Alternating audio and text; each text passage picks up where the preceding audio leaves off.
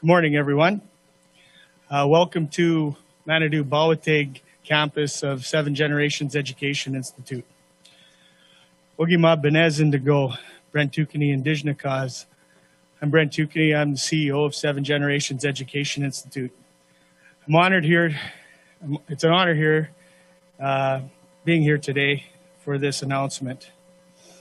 Today, we're here to listen to our First Nation communities and to support the needs of our communities. The residential school system has oppressed and tried to eliminate the language, culture, traditions, and identity of our First Nations people. The missing and murdered Indigenous women and girls are a result of the residential school system. This is one example of the harm that this system has done. But it's also time for an opportunity to develop an education system that reflects our communities and is grounded in the language and traditions of our communities. A system that values our elders and knowledge keepers, an opportunity to look at things differently and to make change. The First Nation communities have so much to offer, not only Treaty 3 area, but Canada and the world. I think it's important that we work hard to make this change now. I'd like to take this time to introduce our elder, Howard Kopanis from Whitefish Bay First Nation.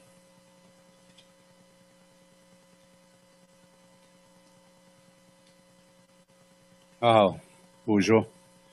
Good morning, everyone. Just before I go into the ceremony, I'd just like to say, coming together today here is a very, very special day for the children that have gone through the hardships, the families. Coming here today to work together and go forward in balance amongst one another and amongst creation is a very, very powerful thing for all people. So I would like to say again, miigwech, and I'll speak in my language, and also I'll share a children's song for you that have been passed to the people. Bojo, yo nigabundigo, shugumina koevines, minam squatte. E maquageni dotem, meteogani geni dondab, nimiteo, chibe meteo. E anishnamina oma, nogum oma gipwe. Kipigo chimigo anoma chibi so kazo ano nogum sabe me stige atagoe. Kaniga voita going. Voige oma tenange at kaniga voita mort. Oe sinongo me komunikaso atagoe sabino kitabino chimina ni goe teotana.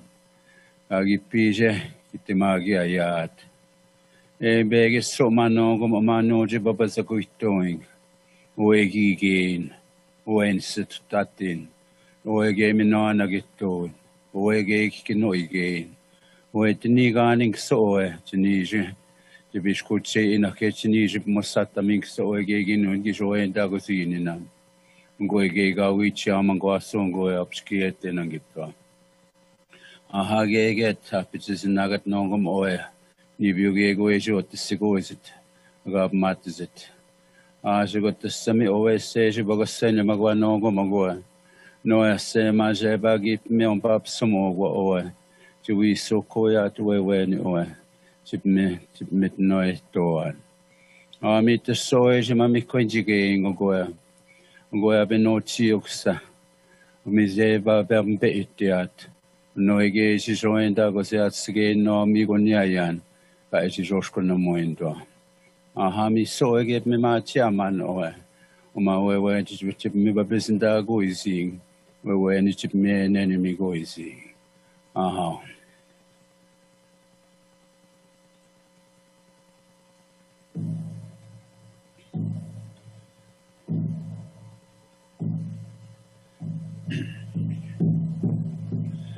Go ye ala ala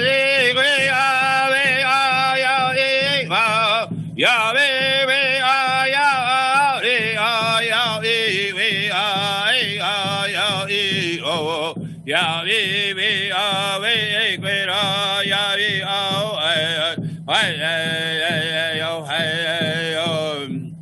Hogo e peno chio gata meno at hono e home gonian ya iwi ave gera ai oh ya hera ya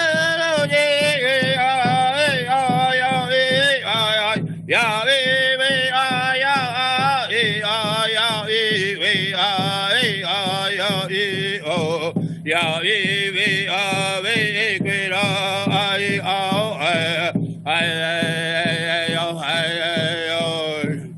Ogo e Pinocchio gata meno at hono e homi gonian ya we ave kwera ai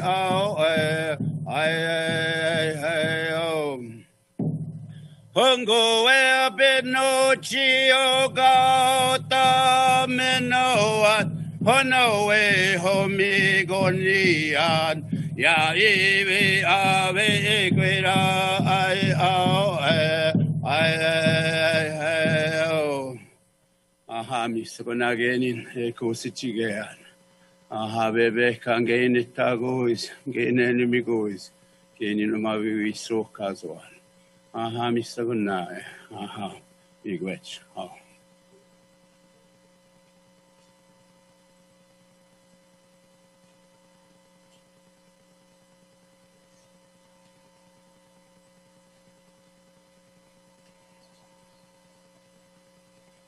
Miigwech, Elder Howard Copenes.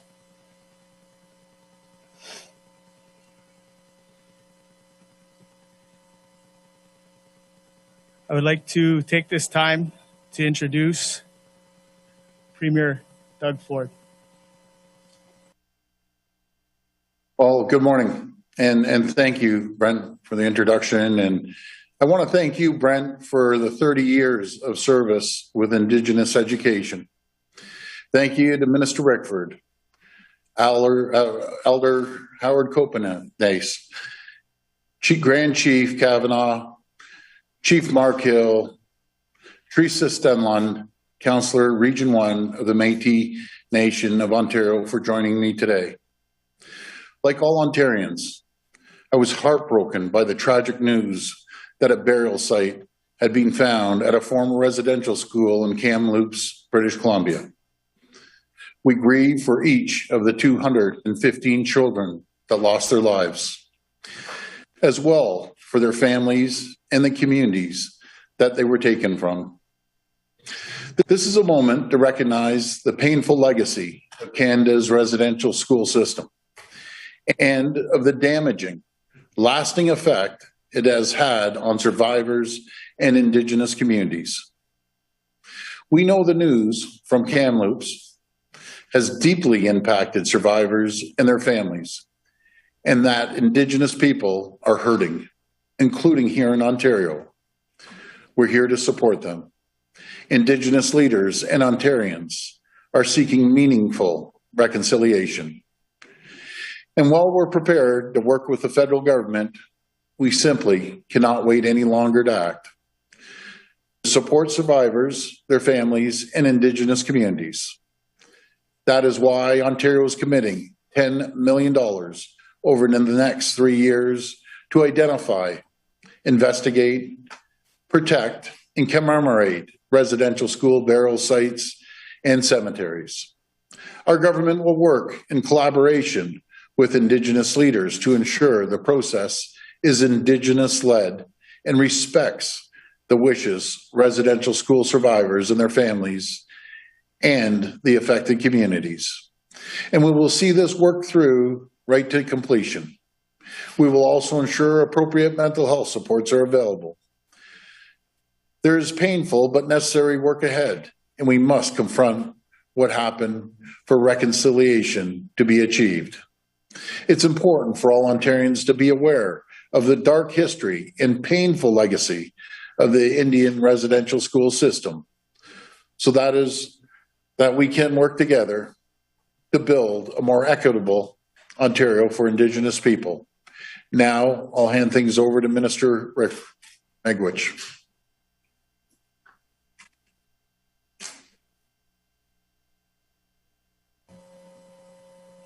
Well, thank you, Premier, and I want to thank you for your leadership and your confidence to proceed with this important announcement today. I also want to thank my cabinet and caucus colleagues as we rallied over the past couple of weeks to respond to one of the most horrific events as part of Canada's darkest chapter in its history. I want to thank Elder Howard Kopanis for getting us started today in a good way. And I appreciated the opportunity earlier this morning to speak to the Chiefs of Ontario and let them know what we're announcing this morning. Brent, thank you. Brent Toucanay is hosting us here with his amazing team at Seven Generations. We have a COVID-appropriate announcement here, but he's got an amazing tech team. And this institution really is the face, the complexion of a modern Indigenous education. And Brent, you've led that charge for a long time, and we appreciate, we think it's appropriate to be here today. The discovery last month of the buried remains of 215 Indigenous children on the grounds of a former residential school in Kamloops, BC, left a searing reminder of the horrific legacy of Indian Residential School. It was something that all Canadians responded to, motivated by their grief, calling on their respective governments to take action. I wish that I could say that this was an anomaly and such news will never happen again. Unfortunately, it may not be the case. Preliminary work done here in Ontario by the Truth and Reconciliation Commission has already identified 12 locations of unmarked burial sites in Ontario with varying levels of certainty and detail. We know there's likely more to this story. The Truth and Reconciliation Commission has done important work to bring the truth to light, but we have more work to do. And in searching for these sites, we know that these are reopening wounds, some that have never healed, frankly, and bring painful memories to the surface. That's why it's critical that any search and recover efforts are community-led, led by Indigenous people, and supported with respect for community protocols and the diversity of cultural practices across Ontario. It's why today I'm proud to be joined by the Premier to announce that our government is investing $10 million to support the necessary work guided by Indigenous elders, residential school survivors, and community leaders. Let me be perfectly clear to the people of Ontario today. Each phase of this work must be and will be guided by Indigenous communities, Indigenous leaders, and Indigenous organizations, as well as Métis. And we will ensure that ongoing culturally appropriate mental health supports are available immediately to survivors and affected families and communities at every step of the way. A special shout out to my colleague, Minister Michael Tibolo, who has made great strides to bringing culturally responsive, Indigenous-focused mental health supports, in particular to Northern Ontario and isolated Northern Ontario in cooperation with the Anishinaabe Nation, to provide us with a strong foundation and leverage to deliver wellness support to communities in every region of the province as we endeavor to do this program together. If warranted, we will use the resources that the province has at the request of Indigenous leadership and ensure that not only our technical expertise, our capacities in forensics and pathology and mental health support are leveraged, but those of independent providers, many of which are already working with some communities and some groups on the remediation and recovery of known, unknown, and unmarked burial sites. If you'll indulge me for just a moment, I want you to know about my own understanding and experience of the intergenerational trauma inflicted on survivors, community members, and their families. After living in isolated and remote First Nations communities across Canada, most of it here in Northwestern Ontario, I have unfortunately seen the long-lasting impacts of Indian Residential School. And so it is today, not just with a deeply professional but personal commitment to the leaders who are here today and speaking, but to the Indigenous people of Treaty 3 and lands all across this province to move forward. Indigenous communities have waited too long for action to bring justice to the little ones who didn't make it home from school. Our government is proud to come to the table with funding and a plan to make real progress in the search for these children, to bring justice and closure to Indigenous communities across the province. It's important to acknowledge that we are not starting from scratch. Existing provincial records and survivor testimonies from previous inquiries will be honored as we move forward, helping us to inform our next steps and minimize the re-traumatization of survivors who have courageously shared their truth. Work of this nature is specialized and technical. We will be working in partnership with survivors, elders, leaders, and communities. And our government, the Government of Ontario, will ensure that technical experts such as archaeologists, forensic specialists, and historians are available to support communities. We anticipate that many will want this process to move as quickly as possible. However, we must also ensure that the process is respectful and thorough. To that end, we are offering communities additional pieces of support. Dr. Michael Polanin, Ontario's chief forensic pathologist, has led exercises such as this around the world, and he'll be able to assist us in this process. We will also leverage the capacity and experience of Dr. Dirk Heyer, Ontario's chief coroner. Their expertise will help ensure that this critical work is done to the highest standard possible and rooted in a respectful and informed approach by the Indigenous people of Ontario. Initial site identification will be the first step in what is anticipated to be a much more extensive process, and we're committed to seeing this work through to completion in collaboration with our Indigenous partners. While some communities might wish to undertake this work immediately, there will be some that may not be able to do so. The wishes of affected families and Indigenous communities will be respected, and approaches will be flexible and community-driven. We will work with all of you to address this matter. Over the next few years, we will work together to identify, protect, and maintain Indian residential school cemeteries and unmarked burial sites. When we can, we will appropriately commemorate these sites and the lives lost and repatriate the remains of children for families to bring closure and move forward, should that be the wish of affected families and communities. And we will explore ways to work together to increase public awareness and deepen our collective understanding of the histories and the harms of the Indian residential school system. Through a principled and collaborative approach, we will begin to uncover the truth, to rectify past wrongs, and meaningfully contribute to the sometimes difficult work of true and full reconciliation.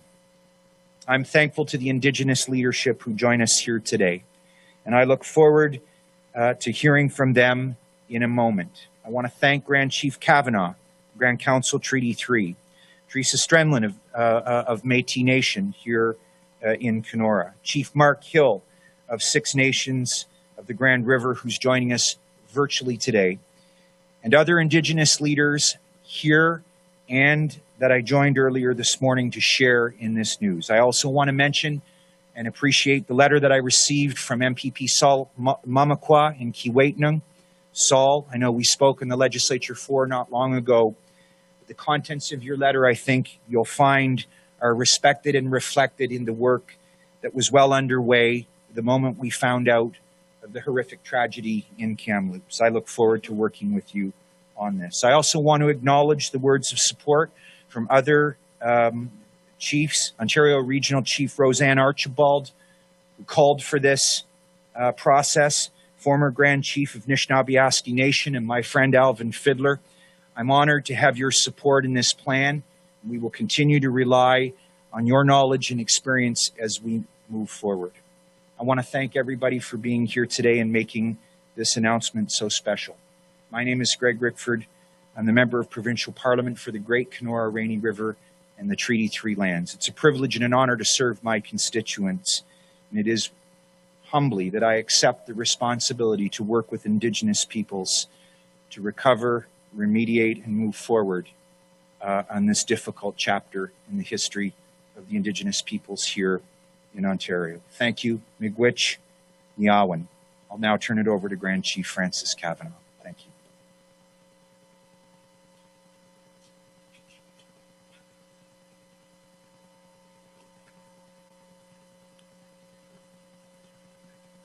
Morning, everyone.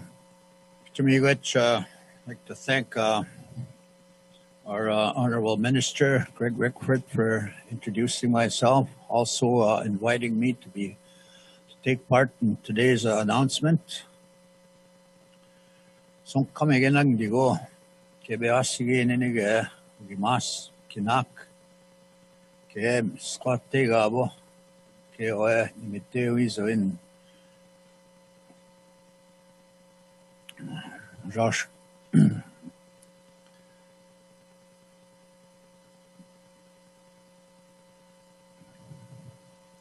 Slightly. Okay, I just lost my train of thought.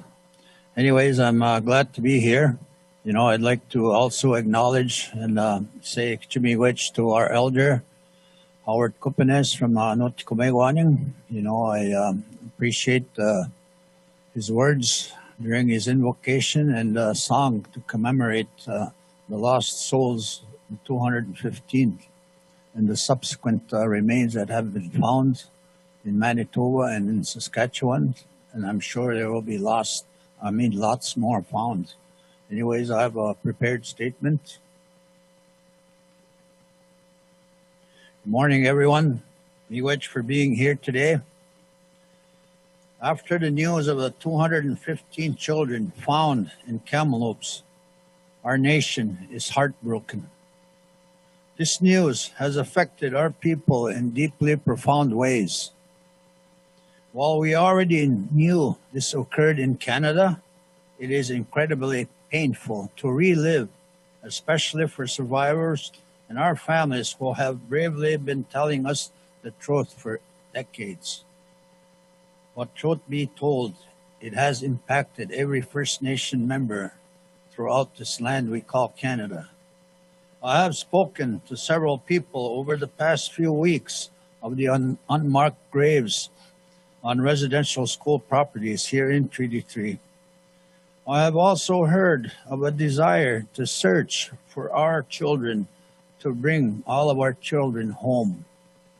Survivors have told us firsthand of children being buried in secret off school grounds or even cremated. We can work to locate these buried on school grounds and the surrounding areas. I have had early discussions with elders and knowledge keepers as to how best we can conduct this effort. It is important that our efforts are done in a proper way to respect the spirits of the children. I will continue to have ongoing discussions with the nation to make sure no further harm occurs to the survivors, our families, our people, and our communities.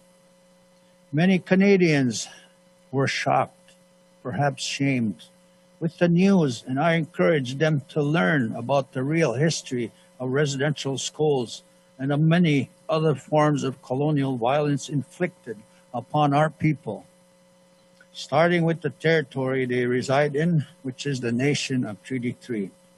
I acknowledge the Government of Ontario for taking steps beside us in our search to face the realities of residential school. This requires people to admit uncomfortable truths, and the burial of children in unmarked graves is a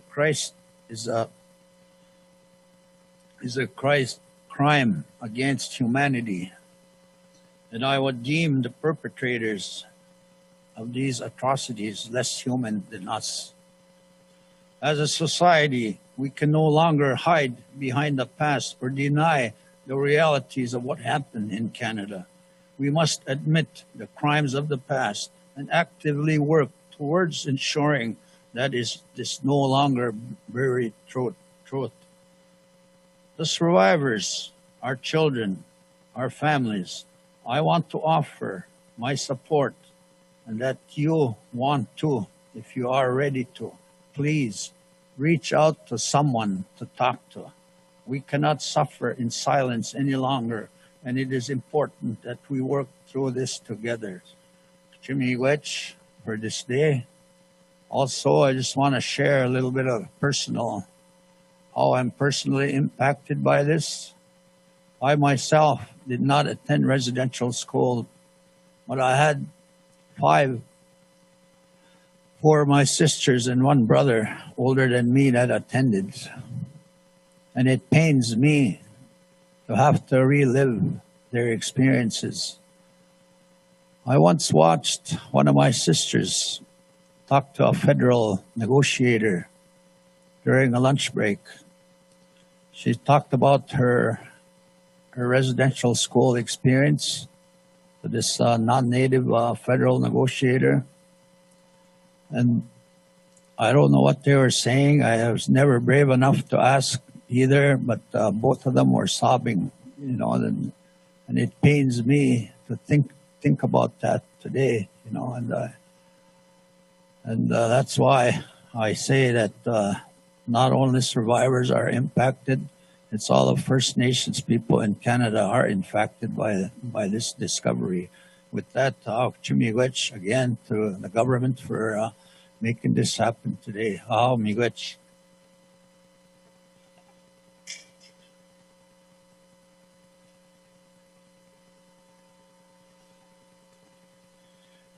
Miigwech, we'll get you to Kavanaugh for those words. Powerful.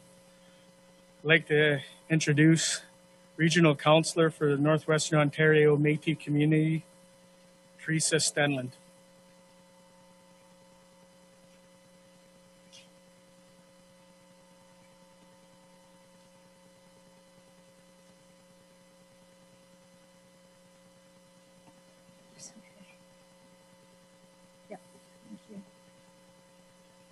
I just wanted to begin by acknowledging we're meeting on the traditional lands of the Anishinaabe of Treaty 3 and the Métis Nation.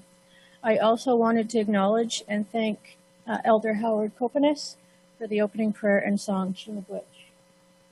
I also want to acknowledge Premier Doug Ford, the Honourable Greg Rickford, Gichata Francis Kavanaugh, Chief Mark Hill, and all those community leaders, guests, and others who are present here today or that may be watching this announcement.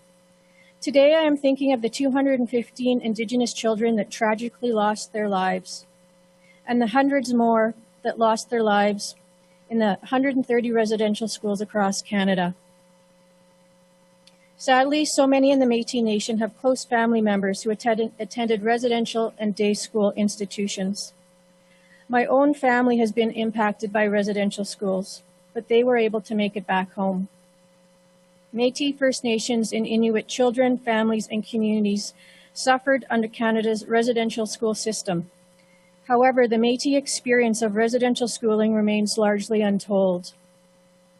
The schools tried to undo and eliminate what made us who we are, our languages, our cultures, our beliefs, and the very family and community structures that made our communities what we were or are. Our presence here today shows they failed in their ultimate goal. Still, many of our community members were forever hurt and changed, and some never came back to us. Premier Ford, Minister Rickford, your announcement today of an initial investment of $10 million over 3 years and a commitment of immediate funding, which will be guided and led by Indigenous decision-making, is another step along the reconciliation and Ontario's commitment to establish strong, collaborative, and mutually respectful relationships with Indigenous peoples in Ontario. It acknowledges the huge negative impact these schools had and continue to have within our communities, and it charts a course of action to begin to address them. Thank you for your commitment to the Indigenous peoples of Ontario. Minister Rickford, I'd like to present these moccasins to you on behalf of the citizens of the Northwestern Ontario Métis community as a gesture of appreciation for walking towards reconciliation. So, miigwech.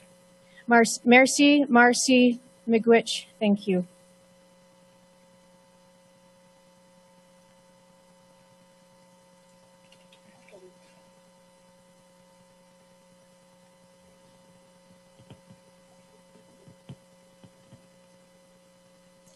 Miigwech, Teresa, for your words.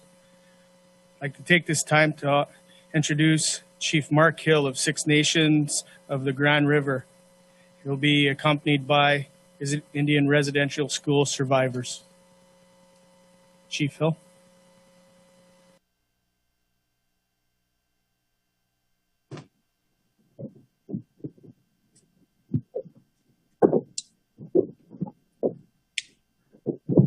Scano, Sego, and good morning, ladies and gentlemen, and welcome to Six Nations of the Grand River Territory.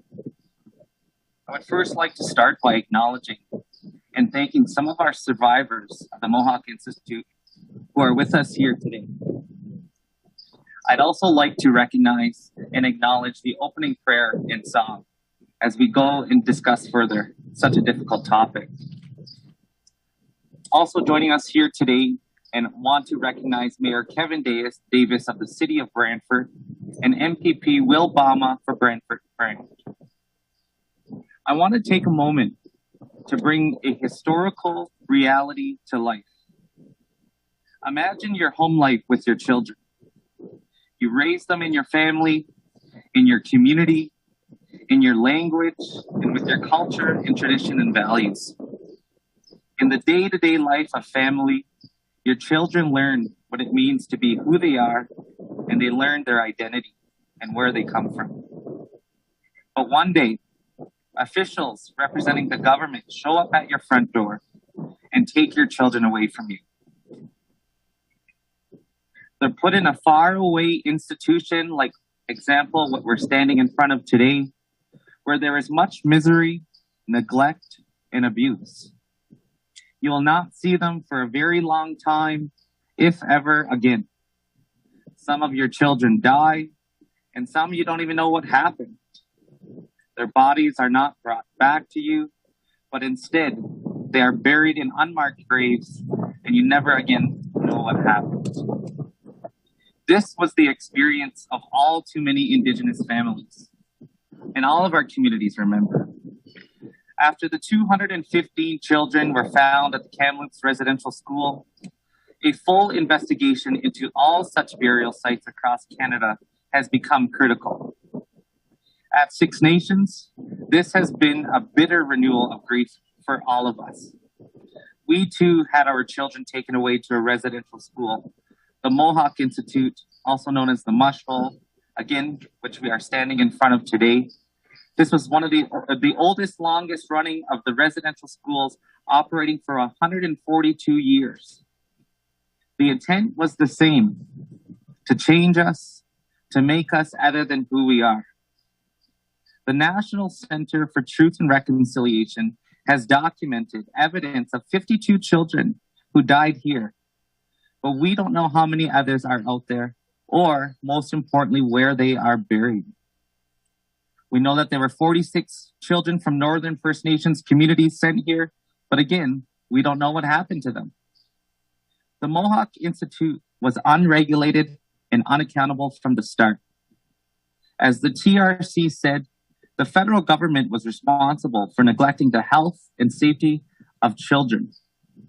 This failure to establish and enforce adequate standards, coupled with the failure to adequately fund the schools, resulted in unnecessarily high death rates at residential schools. But this failure of the federal government was built on an earlier crime. The forcible removal of our children from their parents, families, and communities. To this very day, at Six Nations, there are whispers within our community about our missing children and where they might have been buried. It is past time that we find them and bring justice. Six Nations is adamant that we must do this right, and with the best technical expertise and equipment available. I'm so pleased that the Premier of Ontario, Doug Ford, has made today's announcement and is willing to lead the country in taking the right steps because it is critical that we work together. When it comes to the mush hole, the word complex does not begin to capture the essence, scope, and magnitude of the investigation required to search for the missing bodies of all children buried on the grounds of the Mohawk Institute.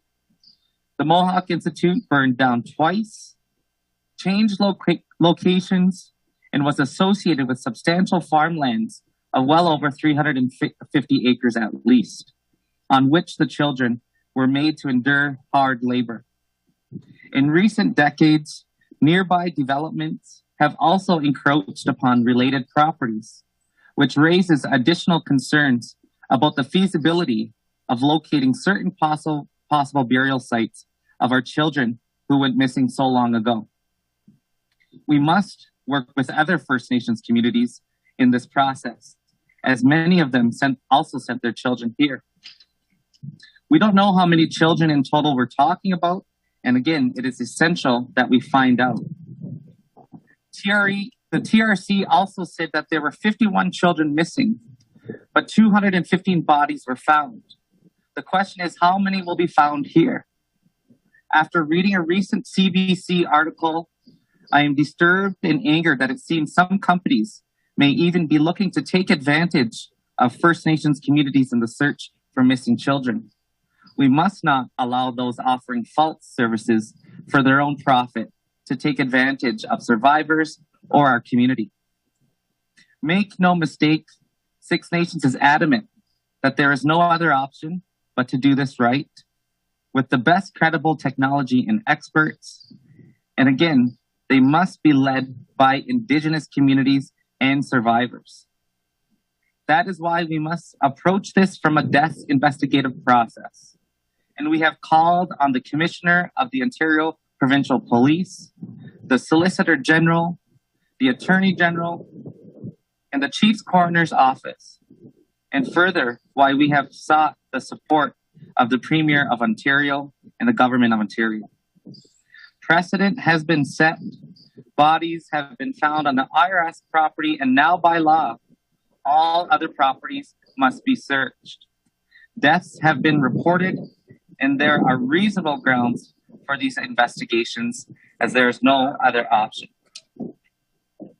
With the Government of Ontario committing to a full investigation of burial sites, Six Nations is encouraged in the hope that we will find all of our missing children and bring to light what exactly happened to each of them. In closing, we express our solidarity with everyone affected by the recent discovery or haunted by the intergenerational wounds, and we will continue pressing forward to protect all children of today and provide a better future for the coming faces of tomorrow. I commend again Premier Ford, Minister Rickford, and all of our partners. And finally, I would like to again say Nyawa to all of our survivors for being with us here today. We honor you, and your courage has brought us all together. We cannot skip justice and just go straight to commemoration. Commemoration is important, but that is not why we are here today. We are here to seek truth in the pursuit of justice and that every child matters. Thank you, and Yahweh.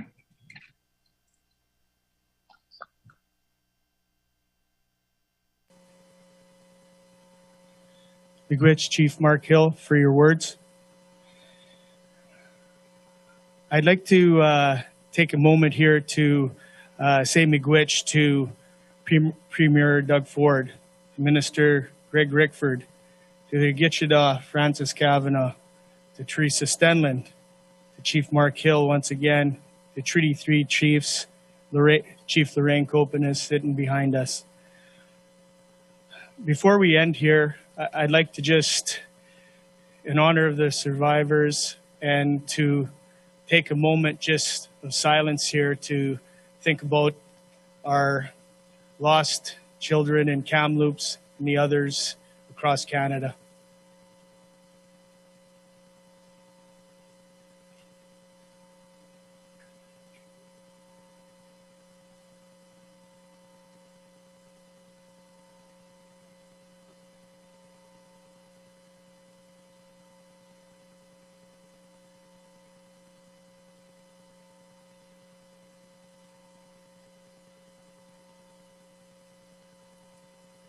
Miigwech. I'd like to introduce Elder Howard Kopanes for a closing prayer.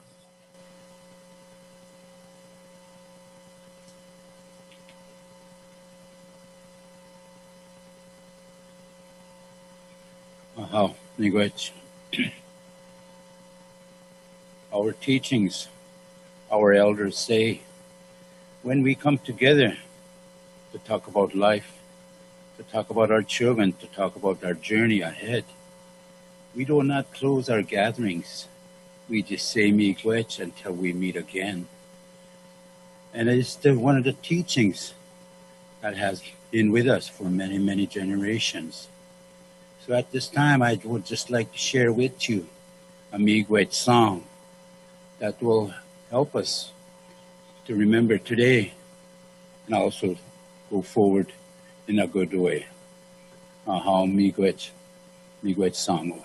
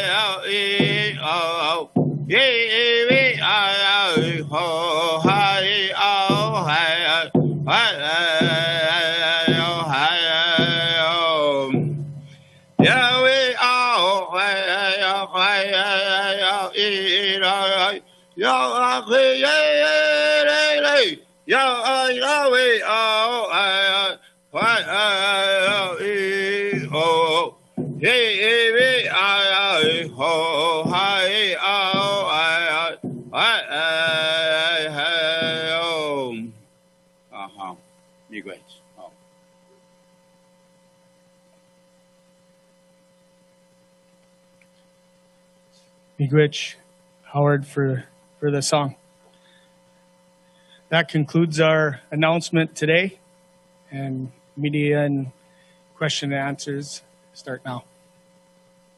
A reminder, if you have a question, to please use the raise hand function. And our first question comes from Randy Rath with CHCH-TV. Yeah, hi. Thank you for taking my question. I'm wondering, the Catholic Church isn't represented here today. Is there any place for them in this? And do any of the native or the indigenous spokespersons have any message for them? I'm not sure who you're addressing to that question to, but I'll take a crack at it. I was a signatory to the Indian Residential School on behalf of thousands of survivors across Northern Ontario. At that time, the Catholic Church was involved in bringing elements to the agreement, but I think other political leaders, and I won't speak for Indigenous leaders, some of them are here today and I think would want to make comment on that, but I absolutely think they should become an integral part of this process to the extent of their involvement.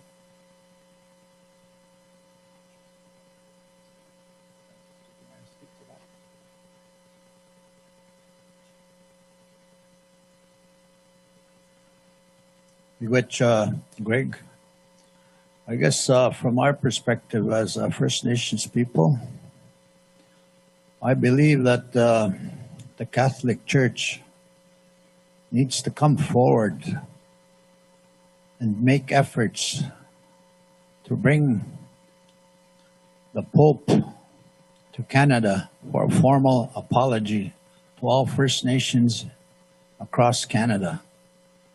I believe it's incumbent on them to do that. You know, like I said before, for me, it's very painful to be up here talking about what happened to our people.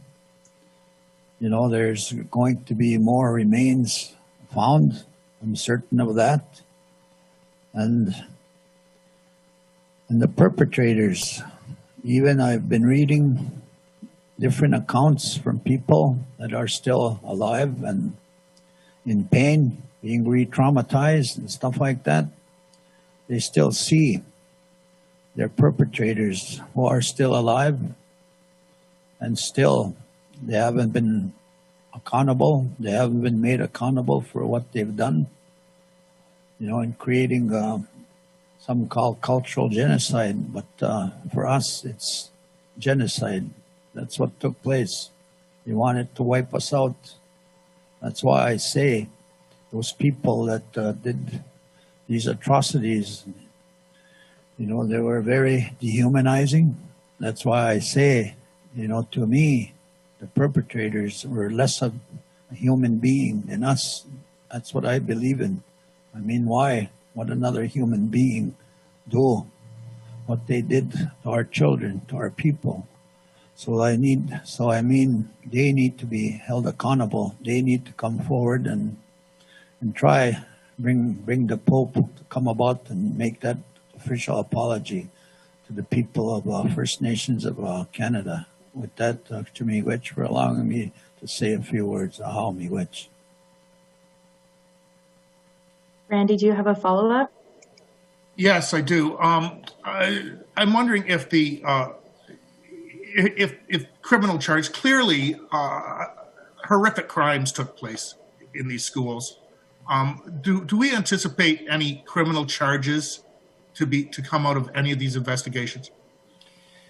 Well, look, through the Indian residential, following from the Indian residential school agreement, obviously there were a number of processes that addressed issues of abuse and other kinds of activities. What we've announced here today is focusing on providing support to an Indigenous-led decision-making process to gather information, to support forensic and pathological information, to bring closure and a new beginning to the Indigenous peoples of Ontario, survivors, their families, and their communities. As Chief Hill, who spoke so eloquently today, and I had discussed a couple of days ago in helping to put pieces of this together, it would be available for the communities to understand and assess the information as it comes to light.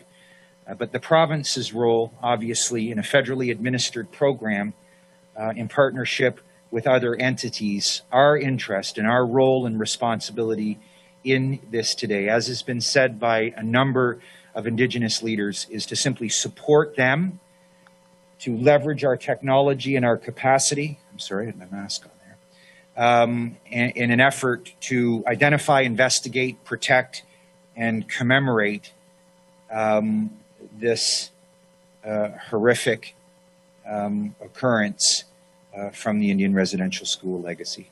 Thank you. Your next question comes from Laura Stone with the Globe and Mail. Hi, Laura. Hi, Minister Rickford. I wanted to ask you about the timeline. So this is a 3-year plan, but there's no firm timeline on when the work will actually start or finish. It also speaks to the need to follow the community's wishes. So I'm wondering if you have any more specifics on when you think this work will start, and how confident are you that you'll be able to achieve consensus to get it done? Well, immediate and confident. We've worked closely under the leadership of Premier Ford with Indigenous leadership, the Chiefs of Ontario. We've worked through some challenging issues and turned them into opportunities. I don't see any reason to believe that we won't be able to do anything different in this situation. Phase 1 and Phase 2 provides for immediate funding. It focuses on trauma-informed, culturally relevant and responsive mental health and wellness supports. In addition, to consolidate the work that Ontario has been doing in response to the Truth and Reconciliation report in these regards specifically, and it's not limited to recommendations 71 through 77 in the digitization, archival records, and gathering various other information, which I believe will be foundational to the work that Indigenous-led groups will endeavor to start immediately. That's why we've mobilized a significant resource at the front end of this. And frankly, Laura, we've left this opportunity down the road to understand what the most appropriate commemorative activities would look and feel like. So these resources are committed and intended to be immediate, to respond to the work that's going on across the country and even here in Ontario, and especially as Chief Hill and their community par excellence is leading a process there in the identification, investigation, and ultimately the protection and commemorating as information becomes available their findings. Laura, do you have a follow-up? Thank you. My follow-up is for Premier Ford. You mentioned in your remarks you didn't want to wait for the federal government to move on this. What exactly did you mean by that? Were they asking the province to wait for more consultations? Do you think it's taken too long? Can you just expand on why Ontario has decided to move ahead right now? You know, Laura, this is federal jurisdiction, but I'm not going to wait to support our Indigenous community. We've built an incredible relationship with all Indigenous leaders across the province. And I've always said from day one, we're going to have their back. And I'll never break that promise. I'll always have their back. I'll always support them. But the atrocities, the tragedy that's happened in the past, we have to investigate it. We have to support the investigation led through the Indigenous community. And we're going to make sure we go to the full extent and make sure that they have the support that they need. I just don't have time to wait for the federal government. We should be acting on it immediately, and so should the federal government be acting on it immediately. But we have a great relationship. I'm very, very thankful and grateful. We've built this relationship through Minister Rickford, that's done an incredible job, through chiefs right across the province, and through Regional Chief Roseanne Archibald. We have an incredible relationship with Chief Mark Hill, so many, and we're going to continue that bond and move forward and make sure this is part of reconciliation. Laura, if I could just add, we have become concerned about the resources allocated by the federal government and the pressures that will be on it. We take responsibility for the relationship that we have with the Indigenous peoples of Ontario to support them in these efforts, and the pressures on that program led us to commit new resources, additional resources. For this important work. After this announcement, I'll be writing my provincial counterparts, and hopefully we'll be able to join in a meeting and start to put the contours to a framework that other provinces can perhaps use and learn from, because we believe what we're announcing here today is leadership on this matter. Indigenous leaders have spoken, and we'd like to move forward with them and our provincial counterparts in making sure that this work is done respecting the desires of the Indigenous peoples across Canada, and that will happen very quickly. Your next question comes from Holly Mackenzie Sutter with the Canadian Press. Holly, if you could just unmute your mic. Hi, question for Minister Rickford. I wanted to ask you how you arrived at the figure of 10 million for this process, and if there could be more allocated if that's required as the work progresses. Well, thank you. This is never an exact science, but in our in building out the work and understanding the kinds of activities, realizing that there is internal capacity within the provincial government. I mentioned the coroner's office and our capacity in pathology. The experts out there that are already doing work, we believe that this was a reasonable amount of resource, and we vetted that, socialized it, if you will, with other Indigenous leaders, and we committed to make much of this at the front end focused on trauma, health, and wellness supports, and the immediate physical activities associated and technology requirements to support this. It can be available as we move forward to understand if additional resources are required, but we will call on the federal government at every turn to ensure that their partnership in the province of Ontario is as focused as what we've rolled out here today, and we'll make an ongoing assessment of our resource commitment as required. In addition to that, I've had an opportunity to speak with my friend and colleague, work closely with her, Minister MacLeod, on some of the commemorative elements of this, which will be down the road once we understand the scope and extent of what this work has found.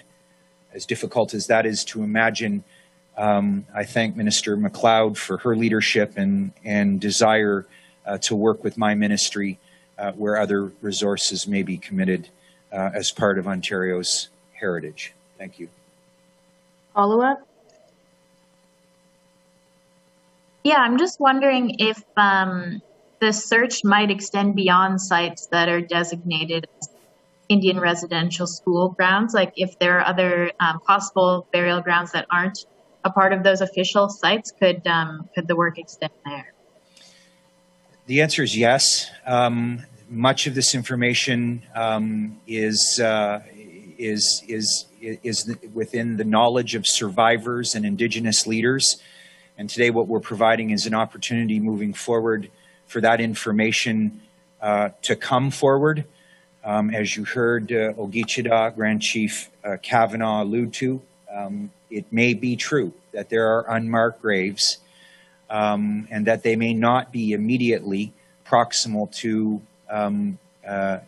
the known 18 Indigenous or Indian residential schools, as they were called at the time. And that's what this work is intended to focus on, as much as the known burial sites that some communities have done some well-established work on. Thank you, Holly. Your final questions come from James Murray at Net News Ledger. James, if you could just unmute your mic. Hi, James. Good morning. Good morning, Minister Rickford. Good morning, Premier Ford. My first question is to Premier Ford. The speed at which you've acted on this is great. This is an important issue. It's good to see Ontario taking leadership. There's two other areas where Ontario may need to be taking leadership. The first one is in the community of Kashechewan, where the number of people with COVID is skyrocketing. And is Ontario prepared to step in and do some more work in Kashechewan? Absolutely. Dr. Tian has done a great job in vaccination of remote immunity. We move quickly on that as well, and I want to thank the people from Orange and the leaders throughout First Nations communities when we flew in there. I understand that we have the second doses for the most part done. We're going to be flying in as well to make sure we support getting the 12 to 17-year-olds and anyone else who needs to be vaccinated in case they missed the vaccination. But that was so well organized through leadership throughout the Indigenous communities that we flew into and in Orange, and they did an incredible job. So we're going to be up there. We're going to support them any way we can, and we'll make sure that happens immediately. Matter of fact, I think they'll be going very shortly. Follow-up? My second question is to both the minister and to the premier. And again, it ties to the speed at which you've acted on the residential schools. Can we see similar speed happen for solving some of the land claim issues that are going on in Treaty 3, in Nikakusa-Minikani, in Kukuchiching, and in the other communities? That would help families for reconciliation as well. And it seems to be taking an awful long time. Well, I'm happy to answer that, James. In fact, maybe to the contrary, respectfully, my friend, what Indigenous leaders have been talking about since we took government was the quick settlement of some outstanding land claims and flooding claims. Many of those have been stalled over the past decade since coming to government. We've moved quickly. We recognize that there are others that have complexities to them, some involved in court proceedings. But we've made a commitment, and it's been clear, and we've delivered to Indigenous communities across this province in an unprecedented way the resolution of many land claims, some of them very large scale. The Williams Treaty comes to mind, something that I had worked on in my previous chapter as a federal member of parliament for Kenora and working with Indigenous affairs federally and my regional responsibilities as a minister here in Northern Ontario. We're committed, and we will continue to work on these processes expeditiously, and as you said, bring closure and reconciliation with respect to land-based claims moving forward. Thank you. Thanks, everyone. Thank you. Thank you, everyone. Thank you, Rich. Thanks, Premier. Good to see you.